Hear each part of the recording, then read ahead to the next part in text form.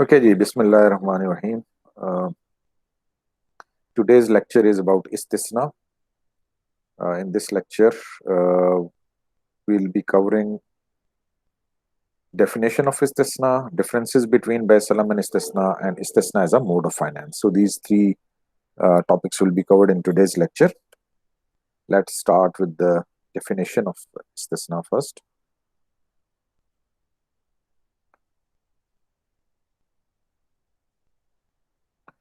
Istisna is the second kind of sale where a sale contract is executed in respect of a commodity that has not yet came into existence.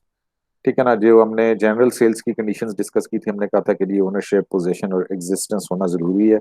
लेकिन बेसलम इस्तिस्ना, ठीक है, इस्तिस्ना is the second kind of sale. बेसलम was the first जो हमने discuss की last lecture में। तो इस्तिस्ना is the second kind of sale where a sale contract is executed in respect of commodity that has not yet came into existence.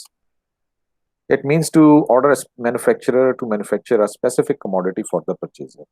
ठीक है, इस्तिस्ना को हम कह सकते हैं it is an order to manufacture.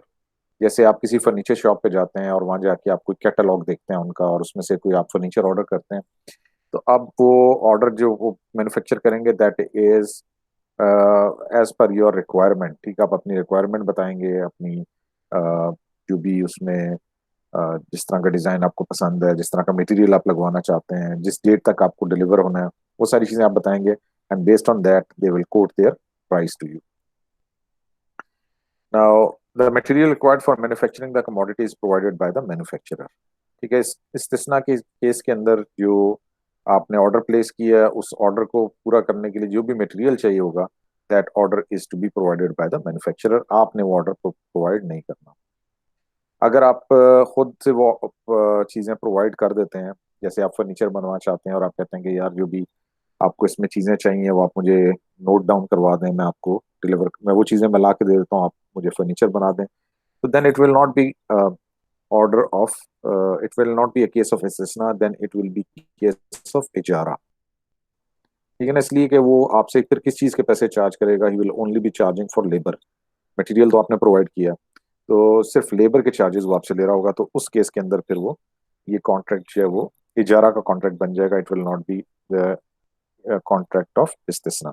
इस्तिस्ना के लिए रिक्वायरमेंट ये है कि जी जितनी भी उसकी मैन्युफैक्चरिंग के लिए कॉस्ट है या रिक्वायरमेंट है, सॉरी, मैन्युफैक्चरिंग के लिए जितनी भी कमोडिटीज चाहिए, वो सारी की सारी मटेरियल चाहिए, वो सारा का सारा मैन्युफैक्चरर को अरेंज करना है। Price is fix with the consent of the parties. ठीक है, अब इसमें प्राइस तो ज़ाहिर है आपने, it will depend on two things, one is your requirements and secondly the time of delivery. ठीक है ना, तो उसकी बेसिस पे फिर वो मैन्युफैक्चरर आपको प्राइस कोट कर देगा कि जी आपको जो चीज़ whatever you want to manufacture, तो उसके लिए जो आपको चीज़ें चाहिए वो कहाँ से आएंगी, उसकी टोटल कॉस्ट कितनी बनती है, और सेकेंडली वो फिर आपको उसके लिए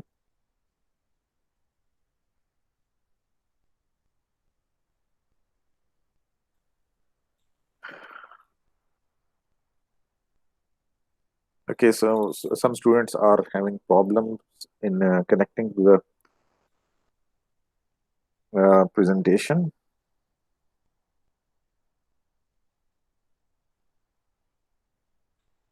The Okay, so price is fixed with respect to the the requirement of the client as well as the time of delivery. अच्छा, move on to the next slide.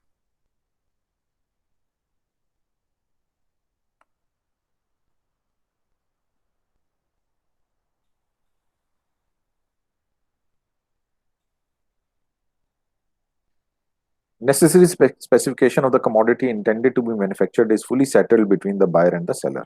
ठीक है, ये इंपॉर्टेंट चीज है कि आप उसको जो भी आपकी रिक्वायरमेंट है वो इन राइटिंग बताएं, ताकि कल को देयर इज नो डिस्प्यूट और कंफ्यूजन। एक दफा वो चीज मैन्युफैक्चर हो जाए और फिर आप उस वक्त ये चीजें आपके सामने आए कि जी certain requirements are not fulfilled, तो फिर you need to have the proof. उसके लिए फिर आपको ये, if these specifications are mention in written form, then it will be proof for you कि जी क्या चीज बनानी थी और क्या वो चीज उस हिसाब से बनी है या नहीं बनी। The contract to manufacture can not be cancel unilaterally after the manufacturer has started the work. ठीक है, आपने ऑर्डर प्लेस किया और अकॉर्डिंगली जो उस ऑर्डर के तहत जो मैन्युफैक्चरर था उसने वो चीज मैन्युफैक्चर करना शुरू कर दी, अब आप अपना ऑर्डर कैंसिल करना चाहें, तो in that case the manufacturer is going to charge for that, ठीक है ना, वो आपसे चार्ज करेगा, क्योंकि वो he is going to charge for the labour and material that has been used, उसके लिए वो फिर आपसे उसकी चार्जेस वो लेगा, अगर तो काम स्टार्ट हो गया। लेकिन अगर काम स्टार्ट नहीं हुआ, आपका ऑर्डर पे भी कोई किसी किस्म की मैन्युफैक्चरिंग नहीं हुई, तो उस केस के अंदर फिर it can be cancelled. So any one of the parties may cancel the contract after giving a notice to other before the manufacturer starts any work, ठीक है ना। Before the start of work it can be cancelled, उसमें कोई penalty नहीं है, कोई उसमें charges नहीं है, लेकिन of the work has been started, तो फिर उस सूरत के अंदर फिर आप उसके अंदर you have to pay certain charges as well. Okay, so students you need to turn off your mic, ठीक है, अपने माइक को जरा आप बंद कर दें अभी जब तक लेक्चर हो रहा है। जब लेक्चर कंप्लीट हो जाएगा तो then you can turn on your mic, उस वक्त हम फिर इसको क्वेश्चन आंसर कर लेंगे।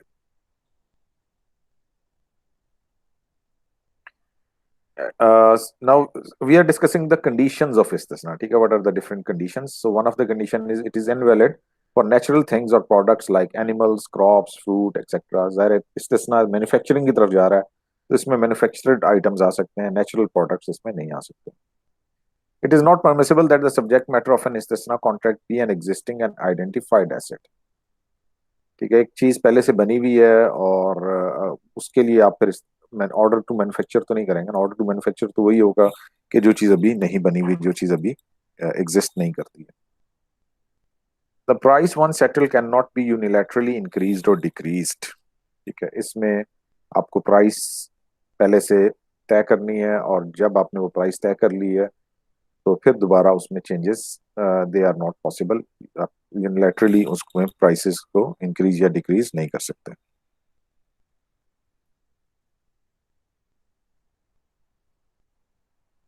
It is not necessary in istisna that the price is paid in advance. The price can be paid in installments and can also be linked with the completion stages, ठीक है, तो इसमें आप order जब करते हैं तो कुछ चीजें आप डाउन पेमेंट कर देते हैं, एडवांस पेमेंट कर देते हैं, और फिर वो मैन्युफैक्चरर आपसे he can demand at different stages, या फिर at the end once he deliver you the product, उस वक्त फिर वो आपसे पूरी प्राइस उसकी चार्ज कर लेता है। तो इसमें जरूरी नहीं है कि जी आप पूरी की पूरी प्राइस पहले से एडवांस में पे कर दें। Okay, so what are some of the differences between istisna and बैसलम? Before we discuss these differences, we need to understand इनमें similarity क्या है। तो similarity इन दोनों में यही थी कि ये दोनों exception है सेल की, कि इसके अंदर सेल जो है वो कॉन्ट्रैक्ट किया जा रहा है सेल का, जिसमें वो चीज जिस चीज का कॉन्ट्रैक्ट किया जा रहा है वो चीज एग्जिस्ट नहीं करती है। तो दोनों के केस के अंदर ओनरशिप, एग्जिस्टेंस और पोजेशन की रिक्वायरमेंट नहीं है, तो ये तो इनकी सिमिलैरिटी है। जबकि डिफरेंस क्या है इनके अंदर, these are the four differences which are discussed here. Number one, subject commodity. तो बैसलम के इसके अंदर अगर हम मैन्युफैक्चरिंग प्रोडक्ट की तरफ जाते हैं, तो मैन्युफैक्चरिंग प्रोडक्ट के अंदर बैसलम में जिस चीज को आप कॉन्ट्रैक्ट करें वो चीज पहले से मैन्युफैक्चर्ड भी हो सकती है। जैसे फॉर एग्जांपल आप if you are dealing in cement और आपका वेयर हाउस जो है वो कराची के अंदर है, तो आप यहाँ पे इस्लामाबाद के अंदर किसी के साथ डील करते हैं कि जी हम आपको 500 बोरी cement, 500 bags of cement will deliver you in 1 week time, ठीक है, तो अब वो पैसे आप उससे अभी ले रहे हैं, डिलीवरी आप करेंगे जी 1 वीक के बाद आपको हो जाएगी, तो ये बैसलम का कॉन्ट्रैक्ट बन जाएगा। और देर इज अ पॉसिबिलिटी कि ये जो आप सीमेंट उनके साथ डील कर रहे हैं 500 bags, they are already existing in your warehouse, ठीक है, उनके they are already available in your warehouse, वहां से आपने सिर्फ शिपमेंट करवानी है इसको डिलीवर करवाने के लिए, तो the product is already manufactured in that case. लेकिन अगर हम इस्तिस्ना की बात करें तो it need to be manufactured, it is an order to manufacture the thing that you are ordering is not something which is an existing product. जैसे मैंने फर्नीचर की आपको एग्जांपल दी, तो आपने जाके उस फर्नीचर शॉप पे वो फर्नीचर ऑर्डर करना है तो वो आपको बना कर देंगे, ठीक है, उन्होंने एक कैटलॉग जरूर तैयार कर दिया है जिसके अंदर उन्होंने वो उसकी पिक्चर्स वगैरह हैं, but those things are not manufactured, rather they will be manufactured once you place an order for them.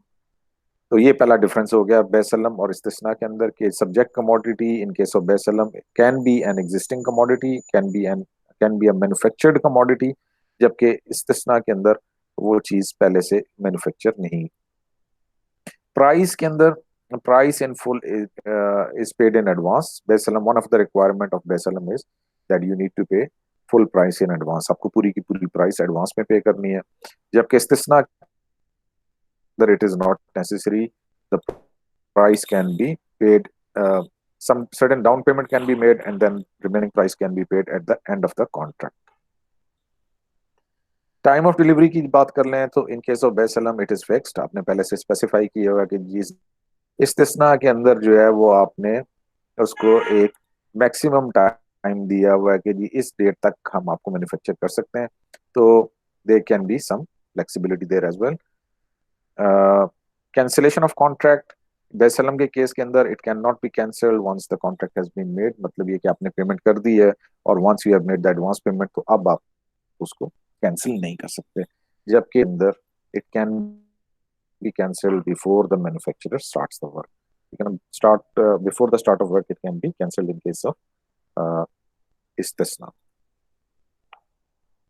Now, what is the difference between istisna and ijara? I have already mentioned this difference. हमने पीछे मैंने आपको mention कर दिया था कि istisna में क्या है कि जो आप चीज मैन्युफैक्चर करवाना चाह रहे हैं उसकी जितनी भी मटेरियल है वो मैन्युफैक्चरर खुद अरेंज करेगा। ठीक है, आपने सिर्फ ऑर्डर प्लेस किया, you went to a furniture shop, आपने उसका कैटलॉग देखा, आपने उसमें से एक चीज पसंद कर ली और आपने कहा कि ये मुझे आप तैयार करके दे दें।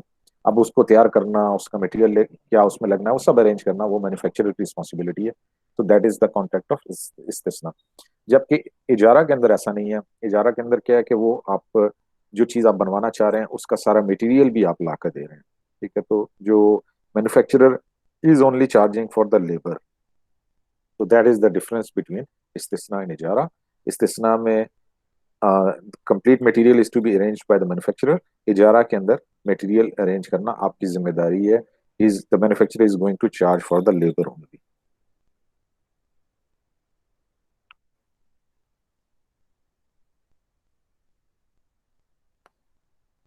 Okay, so one point which can be a point of dispute between the manufacturer and the client is rejection of goods manufactured. Once the manufacturer presents the goods manufactured by him to the client, whether the client can reject the goods at this stage. अच्छा, अब इसमें समझ लें point क्या है। एक तो ये कि जी आपने उसने मैन्युफैक्चरर ने मैन्युफैक्चर किया, फर्नीचर आपने ऑर्डर किया, उसने बनाकर मैन्युफैक्चर बनाकर आपको डिलीवर किया। अब अगर तो there is some defect in manufacturing, ये मैन्युफैक्चरिंग डिफेक्ट है कि आपने उसको कोई वुड बताई थी, सर्टेन वुड उसने एग्री की थी लगाने के लिए, वो नहीं लगाई, या उसके अंदर उसकी डिजाइन के अंदर कोई मिस्टेक आ गई, या साइज के अंदर कोई वेरिएशन आ रहा है, तो ये सारे मैन्युफैक्चरिंग डिफेक्ट्स हैं। तो you have the full right to reject because of these manufacturing defects. ठीक है ना, ये तो इसमें तो कोई दो राय नहीं है। ये तो एक अंडरस्टूड बात है कि जी आपने एक चीज की स्पेसिफिकेशंस बताई और जिसने मैन्युफैक्चर किया उसने उस स्पेसिफिकेशन के हिसाब से मैन्युफैक्चर नहीं किया, तो obviously you have the right to reject. लेकिन जो हम यहाँ पे बात कर रहे हैं वो ये कर रहे हैं कि उसमें कोई डिफेक्ट नहीं है, क्या फिर भी हम उसको रिजेक्ट कर सकते हैं? उसमें there is a difference of opinion among the Muslim jurists on this issue. ठीक है, किस चीज में कि आपने ऑर्डर प्लेस किया, मैन्युफैक्चरर ने वो चीज बनाकर आपको डिलीवर कर दी, at this stage without any defect, आपको कोई उसमें डिफेक्ट नहीं है, टाइम पे डिलीवर हो रहा है और आप कहते हैं नहीं मैं I am not ready to purchase this product any more, तो क्या आप रिजेक्ट कर सकते हैं या नहीं? There is a difference of opinion. अच्छा, वो डिफरेंस ऑफ ओपिनियन किस बेस पे है? कुछ उलमा के नजदीक ये पॉइंट है कि जी as a buyer you have the right to inspect. ठीक है, तो जब जो चीज मैन्युफैक्चर हो जाएगी तभी आप उसको इंस्पेक्ट कर सकते हैं, और इंस्पेक्ट करने के बाद अगर आपको पसंद नहीं आती तो आप रिजेक्ट कर सकते हैं। लेकिन इसमें मेजोरिटी ऑफ द स्कॉलर्स और ऑफ दिस ओपिनियन कि जी आपका ये राइट तब है जब आप पहले से इंस्पेक्ट करें। आप ऑर्डर प्लेस करने से पहले आपका ये राइट है, आपका ये काम है कि आप अपना मेक मेक श्योर कि जी you are placing the order to a person who has the expertise, जो कि वाकई उस तरह की चीज बना सकता है। उसकी आप बनी हुई चीजें देख सकते हैं, सैंपल्स देख सकते हैं, ठीक है, और जिन और क्लाइंट्स के जो उसने ऑर्डर बनाए हैं उनको देख सकते हैं, उनका फीडबैक ले सकते हैं। All of this can be done. लेकिन once you have place the order after doing all this exercise और उसने वो चीज आपके स्पेसिफिकेशन के हिसाब से बना के डिलीवर किया, then you can not reject. इसलिए कि यहाँ पे उसकी रीजन एक्सप्लेन की गई है कि keeping in view the present day setup of trade and industry, it will be damaging to allow the client to reject the goods without assigning any reason, even though the goods are in full conformity with the specification of the client। यानी अगर तो चीज अगर without any reason any justification आप allow कर दें, अगर हम अलाउ कर दें कि जी आप रिजेक्ट कर सकते हैं, तो फिर तो बिजनेस नहीं हो सकता। ठीक है ना। अब एक फर्नीचर, फॉर एग्जांपल एक फर्नीचर जो है उसकी कॉस्ट 500,000 है, 5 लाख का उसने फर्नीचर बना दिया, और जब बनाकर वो आपको पेश करा तो आप कहते हैं कि मुझे नहीं लेना, तो उसकी 500,000 कॉस्ट तो उसकी डूब गई। इसलिए this majority of the scholars of this opinion के जी आप you can not reject the product if it is manufactured according to your specification. ठीक है, without any defect in manufacturing you can not reject the goods that are manufactured. Clear हो गया जी ये point? थोड़ा सा इसमें ये पॉइंट मैंने आपको इसलिए एक्सप्लेन कर दिया कि एक रिजेक्शन है विद डिफेक्ट्स, तो वो तो आपका राइट है, यू कैन डू दैट। एक रिजेक्शन है विदाउट एनी डिफेक्ट, तो उसमें मैंने बता दिया कि majority of the scholars are of this opinion कि वो आप विदाउट एनी डिफेक्ट आप उसको रिजेक्ट नहीं कर सकते।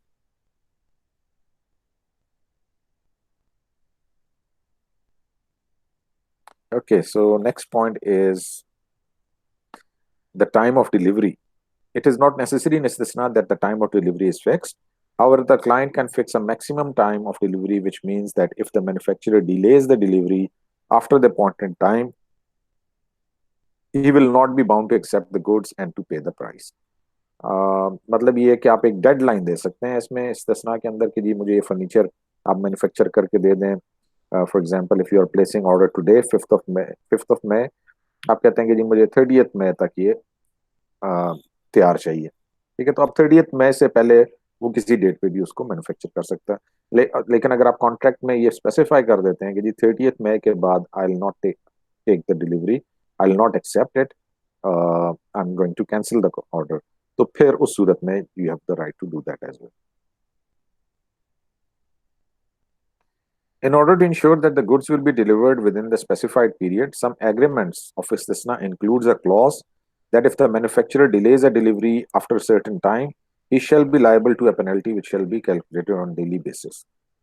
बहुत सारे आपको कंस्ट्रक्शन के कॉन्ट्रैक्ट्स ऐसे नजर आते हैं, जैसे हमारे ओवरहेड बन रहे हैं, अंडर पासिस बन रहे हैं, गवर्नमेंट के कॉन्ट्रैक्ट्स हैं। तो गवर्नमेंट चाहती है कि यार ये जल्द से जल्द कंप्लीट हो, लोगों को ज्यादा इनकन्वीनियंस ना हो, तो उस सूरत में गवर्नमेंट क्या कर सकती है कि उसमें they can fixed a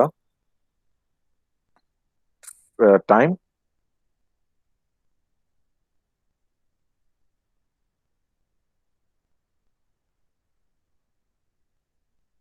ठीक है जी, तो अब उसमें गवर्नमेंट क्या कर सकती है कि जो उसको अ, यानी उसको प्रेशराइज करने के लिए या उसको बाउंड करने के लिए कि वो उस प्रोजेक्ट को कंप्लीट कर ले with in that time frame, government can put this clause in the contract कि जी अगर आप डिले करेंगे तो हम आपको you will B charge certain penalty. वो पेनल्टी कितनी होगी, that will be defined in the contract, that can be on daily basis, per day basis. तो उसका उससे ये फायदा है कि that will put a pressure on the manufacturer कि जी वो उस टाइम डेडलाइन तक वो चीज़ हर सूरत तैयार करके डिलीवर कर सके। ओके जी, तो ये इसमें पॉइंट जो है ध्यान में रखने वाला है कि आप टाइम ऑफ डिलीवरी को प्रेशराइज करने के लिए, कस्टमर को, अपने मैन्युफैक्चरर को प्रेशराइज करने के लिए आप उसमें पेनल्टी की क्लॉज रख सकते हैं। अच्छा, ये एक ऐसी पेनल्टी होगी कि जो आपको चैरिटी में देने की जरूरत नहीं है। ठीक है ना, ये पेनल्टी जायज वाली पेनल्टी होगी। इसलिए इसकी एनोलॉजी है, इसको हम कंपेयर कर सकते हैं वो चीजें जो अर्जेंट बनवाई जाती हैं। जैसे हम टेलर के पास जाते हैं, तो टेलर से आपने रेड से रेडीमेड सूट बनवाना है या अपना सूट स्टिच करवाना है, सॉरी, तो अगर आपने टेलर से सूट स्टिच करवाना है तो वो आपको एक अपने चार्जेस बता देता है कि जी अगर आपने नॉर्मल डिलीवरी के साथ we can deliver you in 15 days, और इसके चार्जेस 5,000 होंगे।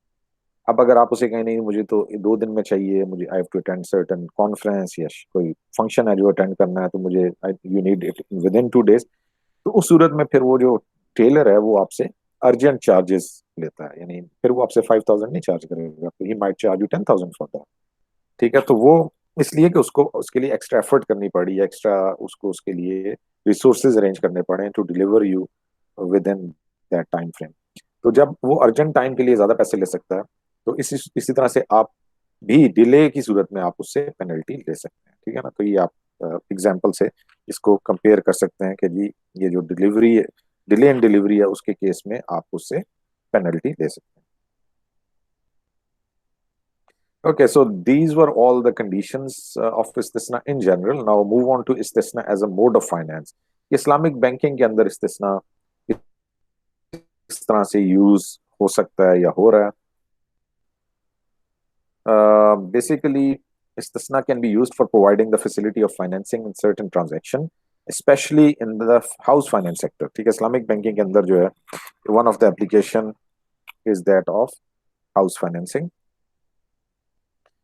If the client owns the land, the financier can construct the house on his land, and in case client does not own any land, the financier may undertake to provide him a constructed house. अच्छा, दोनों इसमें तरह की options Islamic bank के पास available हैं। If the client needs to construct the house only, he has the land, ठीक है, प्लॉट उसके पास है, वो उस पर घर बनाना चाहता है, तो उस सूरत में इस्लामिक बैंक उसको इस्तिस्ना के कॉन्ट्रैक्ट के जरिए से वो घर बनाकर दे सकता है। और अगर क्लाइंट ने उसके पास कोई प्लॉट भी नहीं है, यानी वो दोनों चीजें लेना चाह रहा है, फाइनेंस करवाना चाह रहा है, प्लॉट भी और उसके ऊपर कंस्ट्रक्शन भी, तो कंप्लीट होम की या कंस्ट्रक्टेड हाउस की फाइनेंसिंग भी इस्लामिक बैंक उसको कर सकता है on the basis of this. The time of payment में be fixed in whatever manner the wish, the payment में ऑल्सो बी इन इंस्टॉलमेंट्स। अच्छा, अब जो फाइनेंसिंग की बात है इस्लामिक बैंक से, अगर आपने ये फैसिलिटी लेनी है तो it will be most probably it will be in terms of instalments, क्योंकि तभी वो फाइनेंसिंग बनेगी। यानी आपने इस्लामिक बैंक से एक घर मैन्युफैक्चर करवाना था, लेट से उसकी टोटल कॉस्ट जो है वो 5 मिलियन आ रही है, तो वो 5 मिलियन को 10 ईयर्स पे इस्लामिक बैंक ले जाएगा, 10 ईयर्स की इंस्टॉलमेंट पे ले जाएगा, पर मंथ आप पे करते जाएं, तो at in 10 years you will be able to make the full payment. Obviously bank will be charging his profit in that as well. ठीक है ना, बैंक उसमें वो जो बैंक ने आपसे टोटल कॉस्ट रिसीव करनी है इंस्टॉलमेंट्स, उसके अंदर उस घर की कॉस्ट भी शामिल होगी और उसमें बैंक अपना प्रॉफिट भी आपसे चार्ज करेगा। अच्छा, most of the time this is done by means of parallel इस्तिस्ना। अगर आपको पैरेलल बेसलम का कॉन्सेप्ट क्लियर हो गया, वो लास्ट लेक्चर में हमने डिस्कस किया था, तो ये पैरेलल इस्तिस्ना भी उसी तरह से है। इसमें होगा ये कि एक क्लाइंट है, वो इस्लामिक बैंक से इस्तिस्ना का कॉन्ट्रैक्ट करेगा, यानी इस्लामिक बैंक उसके साथ कमिट ये कर रहा है कि वो क्लाइंट को घर बना के देगा, कंस्ट्रक्ट करके देगा। तो अब ये कॉन्ट्रैक्ट जब कम फाइनलाइज हो गया, तो अब कंस्ट्रक्शन करना तो इस्लामिक बैंक का काम नहीं है ना, इस्लामिक बैंक तो उसके लिए कोई बिल्डर को ढूंढेगा। तो इस्लामिक बैंक यही इस्तिस्ना का कॉन्ट्रैक्ट आगे उस बिल्डर के साथ कर लेगा, यानी एक पैरेलल कॉन्ट्रैक्ट हो जाएगा। पहले कॉन्ट्रैक्ट के अंदर इस्लामिक बैंक जो है वो कमिटमेंट ले रहा है या अंडरटेकिंग ले रहा है कि Islamic bank is going to construct that house and deliver that house. जबकि दूसरे कॉन्ट्रैक्ट के अंदर जो बिल्डर के साथ इस्लामिक बैंक का कॉन्ट्रैक्ट है, उसमें वो बिल्डर की जिम्मेदारी है कि वो घर को कंस्ट्रक्ट करेगा। तो बेसिकली एक इस्लामिक बैंक की जो क्लाइंट्स की रिक्वायरमेंट्स थी वो उसने कम्युनिकेट कर दी to the bank in the contract of इस्तिस्ना, और बैंक ने ये कमिट कर लिया कि जी इन रिक्वायरमेंट के हिसाब से इस्लामिक बैंक उसको कॉन्ट्रैक्ट कंस्ट्रक्ट करके देगा, टोटल कॉस्ट उसमें इस्लामिक बैंक उसको बता देगा और वो कॉस्ट डिवाइड हो जाएगी इनटू इंस्टॉलमेंट्स। जब ये कॉन्ट्रैक्ट हो गया तो फिर इस्लामिक बैंक ने बिल्डर के साथ कॉन्ट्रैक्ट करना है, उसके अंदर वही टर्म्स एंड कंडीशंस या स्पेसिफिकेशंस वो बिल्डर को पास ऑन कर देगा, और बिल्डर से जो है वो कंस्ट्रक्शन करवा लेगा।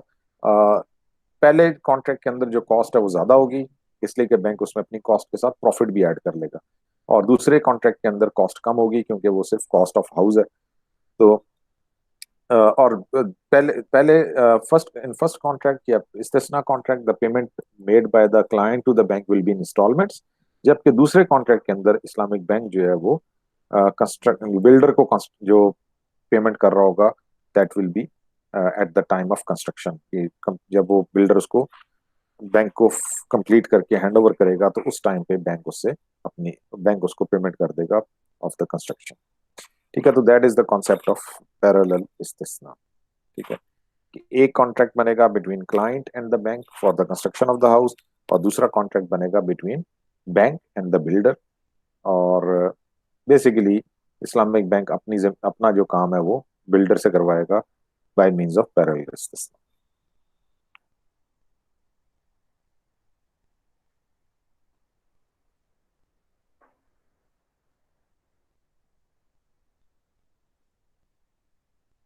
Payment of installments can start right from the day when the contract of istisna is signed. ठीक है, जिस डेट से आपने कॉन्ट्रैक्ट बनाया उस डेट से ये पेमेंट स्टार्ट हो सकती हैं, and may continue during the period of construction of house and after it is hand over to the client. तो जैसे मैंने पहले बताया कि नॉर्मली जो हाउस फाइनेंसिंग है ये लॉन्ग टर्म होती है, इसमें 10 साल, 5 साल, 15 साल भी हो सकते हैं, तो it is a long term financing. तो इसकी जो पेमेंट्स हैं वो it will continue through out the period. In order to secure the payment of the installment, the title deed of the house or any other property of the client may be kept by the financer as a security until the client pays the last installment। ठीक है, तो security इसमें यही है कि उस जो property है उसके डॉक्यूमेंट्स बैंक अपने पास रखेगा। जब क्लाइंट अपनी पूरी पेमेंट क्लियर कर देगा तो बैंक उसको वो डॉक्यूमेंट्स भी रिटर्न कर देगा।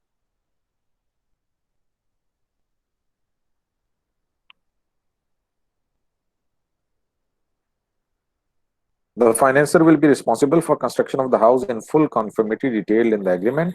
In case of any discrepancy, the financer shall undertake necessary action at his own cost। ठीक है, जो क्लाइंट ने अपनी स्पेसिफिकेशन बताई थी उसके हिसाब से कंस्ट्रक्शन करवाना वो इस्लामिक बैंक की रिस्पॉन्सिबिलिटी है। अगर उसमें कोई डिफेक्ट होगा तो इस्लामिक बैंक को उसको जो है वो ठीक करवाना होगा at his own cost.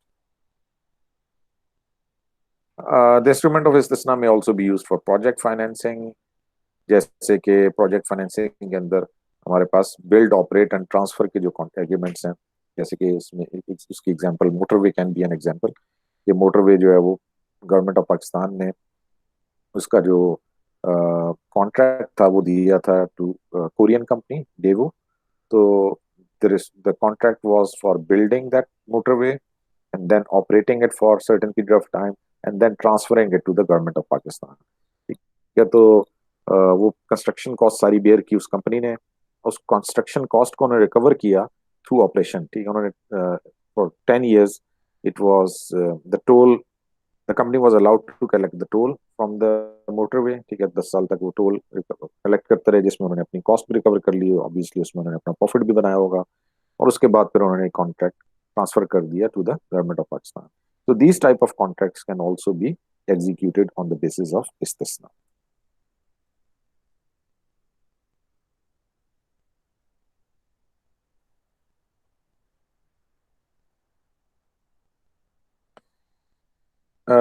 Post-execution scenario, before the manufacturer starts work on the subject matter of istisna, both of the parties have the right to rescind the contract। मतलब दोनों parties start of work से पहले कोई भी दोनों parties के पास right है, they can cancel the contract।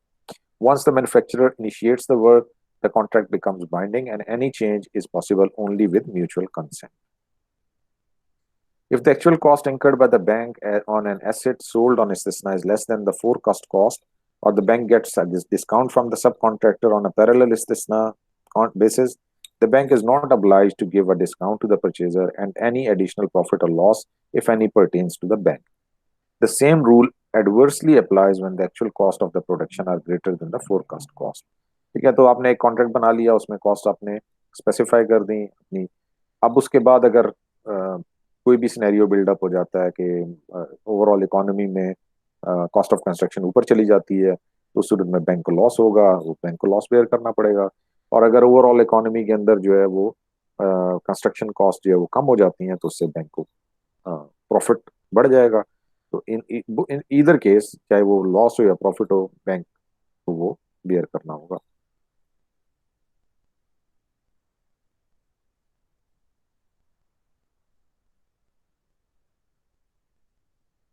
If so desired by a customer, the Islamic Bank may replace an existing contractor to complete a project which has already been commenced by the previous contractor।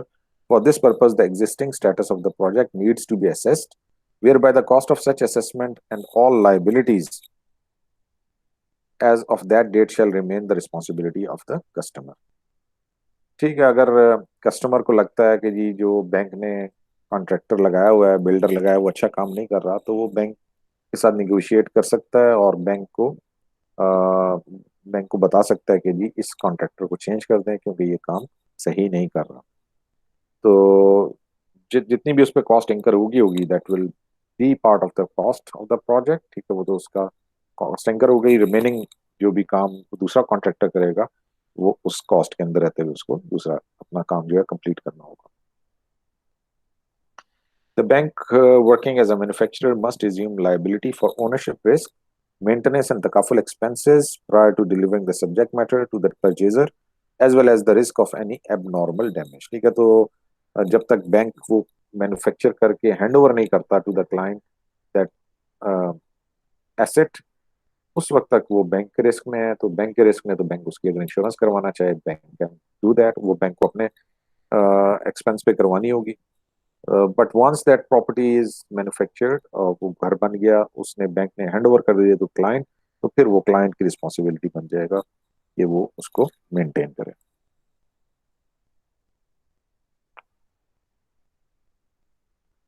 अच्छा जी, there are certain risks which are involved in case of इस्तिस्ना, and let's see what are those risks and how they can be mitigated, या उन risk को हम overcome कैसे कर सकते हैं। Number one is ownership of material. So Islamic Bank is not the owner of the materials in the possession of the manufacturer for the purpose of producing the asset. It can have no claim on it in the case of any non-performance. अच्छा, अब उसमें ये था कि जी Islamic bank ने अगर builder से construction करवा रहे हैं तो जितना भी मटेरियल है वो बिल्डर के पास है, तो उस सूरत में Islamic bank can have no case, no claim on it in the case of any non performance. तो एक तो ओनरशिप ऑफ मटेरियल का रिस्क है, दूसरा इसमें डिलीवरी रिस्क है कि जी आपने क्लाइंट के साथ एक कमिटमेंट की हुई है बैंक ने कि जी वो मैन्युफैक्चर करके देंगे उसको house at by certain date. अगर वो उस डेट तक मैन्युफैक्चर नहीं करता तो that is another risk there. And third is sale is not permissible before delivery. Sale of इस्तिस्ना good is not allowed before taking physical possession. This may lead to asset price and marketing risk. और fourth risk है quality risk कि जी जो manufacturing हो रही है that is not according to the specified quality. अच्छा, अब इनकी जो किस तरीके से हम इनको ओवरकम कर सकते हैं, तो ओनरशिप ऑफ द मटेरियल के लिए bank can ask for the security.